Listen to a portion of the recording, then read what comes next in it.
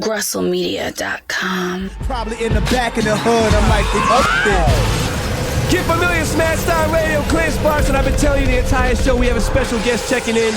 You can call him Jigga Man, you can call him Hove, S. Sean, but we like to refer to him as the greatest rapper alive. Get familiar, Jay-Z's on the line. Yes, sir. What's going on, brother? What's up, man? How you doing, man? Trying to make it, you know. I think you made it already, brother. I think you made it. Yes, sir. First off, I want to thank you for using Get Familiar on the Tierra Marie remix, Make Her Feel Good. It allowed me to receive credit for a remix I had absolutely nothing to do with. Thank you very much. We should work together more. I owed you that because you and Kanye been working out, close relationship and blowing him up, so I owed you that one. I appreciate that, Jay. Yeah. So you're one of the most high-profile celebrity names out right now. Do you still have to introduce yourself to people, or does everybody know who Jay-Z is when you meet them?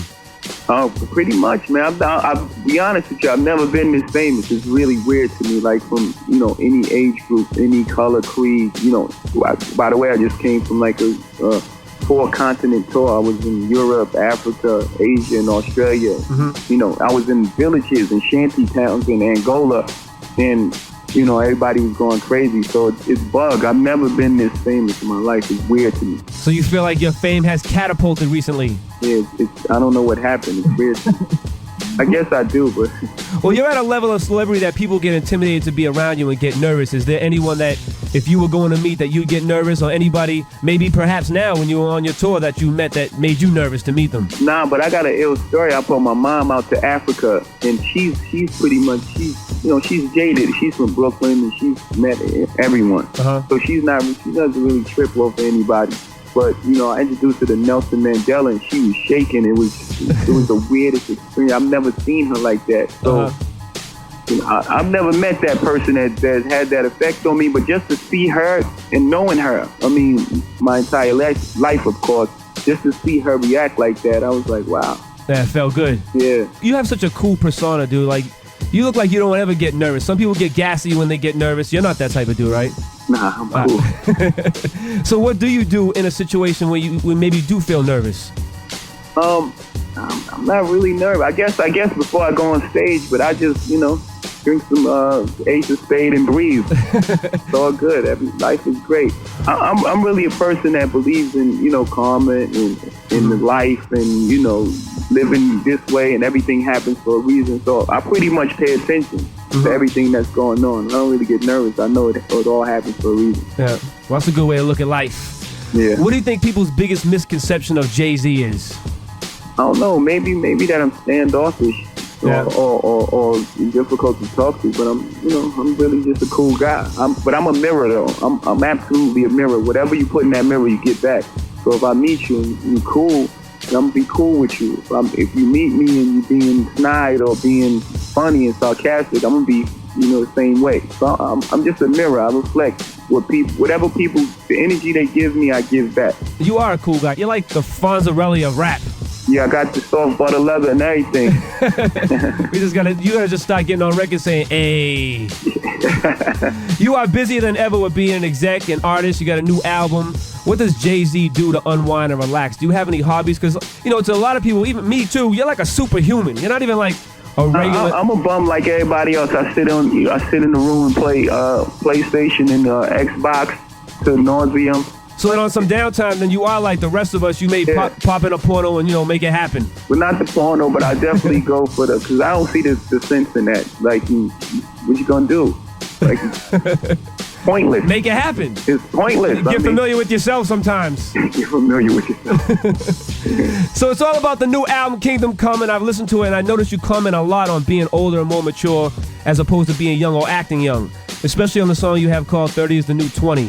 Yeah. We all know kids, go out and buy albums. Do you think that this album may alienate some of those, kids to buy your album? I think it's aspirational at the same time. And I believe people don't understand the buying power of adults. It's just that hip hop at a certain point doesn't speak to them anymore. Uh-huh. So they tune out and go to something else. But I believe that we have to stretch the genre. Mm-hmm. Everyone you can't be 30-some years old and rapping like you're 15 because that makes hip-hop such a narrow thing. Yep. It has to expand and it has to be so many different things. When it's at its best, Hey Ya and Who Shot You can coexist at the same time. Both hot records, but both different type of records. So my job as someone who's at the top or the forefront of the genre is to stretch it and widen it and take chances and be fearless with making music. Like Beach Chair is a song with Chris Martin that sounds like a Portishead record, you know, but it's still hip hop. So it's my job to be fearless when recording. That makes sense. Makes a lot of sense. We need a round of applause for that one right there, ladies and gentlemen.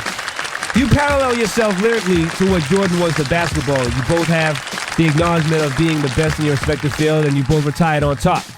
Only thing is, when Jordan attempted a comeback, he was never the marvel that he once was. What people don't realize and what everyone seems to forget is Jordan returned twice. He won 3 rings, and then he retired, and he won 3 rings again. So does this mean that you're going to come back twice? No, it means I'm winning 3 rings with 1 swing. Get familiar, Jay-Z's on the line, Smash Time Radio. So Jay, you're an executive at Def Jam, which everybody knows that, as well as an artist. And there's a topic in particularly in the hip-hop world which involves a lot of scrutiny. The mixtape. Are they good? Are they bad? Label using to promote their artists and music. The RIA doesn't understand the benefit of the value. Now, being an executive, you represent the industry that looks at these as a nuisance or bootlegging. But being an artist, you utilize these to promote your music and your project. So what is your overall take on the mixtape? My overall take is the same thing that, you know, when the Beatles and everybody try to shut down the what was that called? The Grey album. You know, I respect artistry in any form. You know, I believe it's a good thing, and it's another way of being creative. It's someone's hustle. I mean, my first album, I made a song called Can't Knock the Hustle. I got to stick to that. That's just my mantra in life.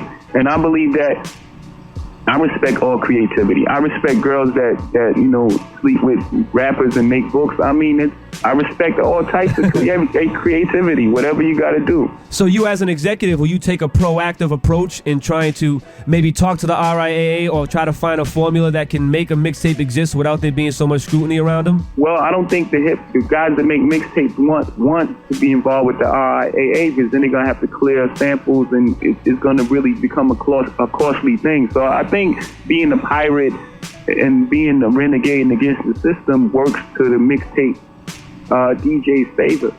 Yeah, but the RIAA like maybe coming down on some people, like shut down stores and fine stores. Yeah, but you gotta hustle. You gotta move it around, because if they make it legal, then then it's not profitable. Then it doesn't make sense, because you gotta start clearing samples and then paying label fees, and then it's not gonna be the same thing it was. I feel mixtapes have become like the new element added to hip hop. I can't even imagine hip hop without mixtapes now. It doesn't even make sense. Well, it's a lot of people that wouldn't get heard. Exactly. I mean, because it's very, you know, the space on radio is very limited, you know, as we all know. Yeah. I think it helps, especially with new artists, you know. Yeah.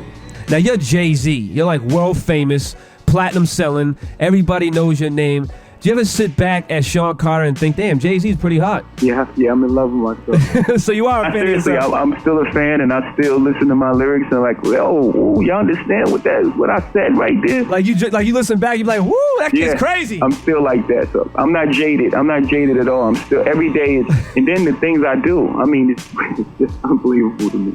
Unbelievable for a guy to come from, you know, where I came from to reach where I've reached. I mean, I'm a king in Africa, and you name roads after me by the college. So, come on, man. I didn't ever think I would visit Africa, let alone make that type of impact on the country. Congratulations on that. Yeah, thank you. And you are a trendsetter, so does it disgust you, the lack of originality in hip-hop? Like, are you fully aware of how everything you do, like, rappers follow suit? Like, if you say, or wear your shirt half off, or now everybody's B dot and K dot because you're S dot, like, does that disgust you?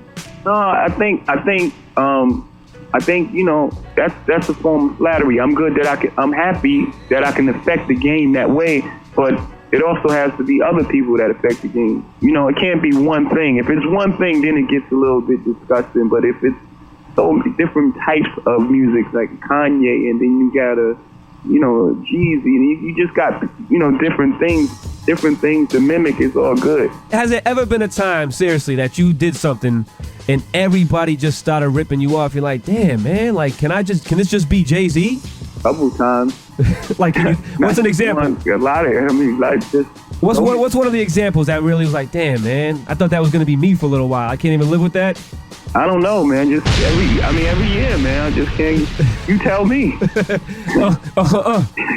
You hear every rapper like, yeah, Start whispering. Everybody's, it's crazy out there. When you say get familiar, I was like, oh no, it's starting on me now. Kingdom Come, the album is in stores November 21st. I'm excited. Hip hop is excited. The fans are excited. Jay-Z, are you excited? Very excited. I'm ecstatic. And being at this point, you know, and to have this much excitement still attached to your career, it's just, you know, it's unbelievable. It's really unbelievable. Well, Jay, we know you gotta go, man. We appreciate you checking in Smash Time Radio. Yes, sir. Get familiar, Jay-Z, ladies and gentlemen. The album in store November 21st. Good luck with the album, brother, and all your other endeavors. Thanks, bro. Smash Time Radio, we'll be right back. Ow! You are now rocking with the hottest hip-hop show on the radio. You know what it is. It's Smash Time. Get familiar. GrussellMedia.com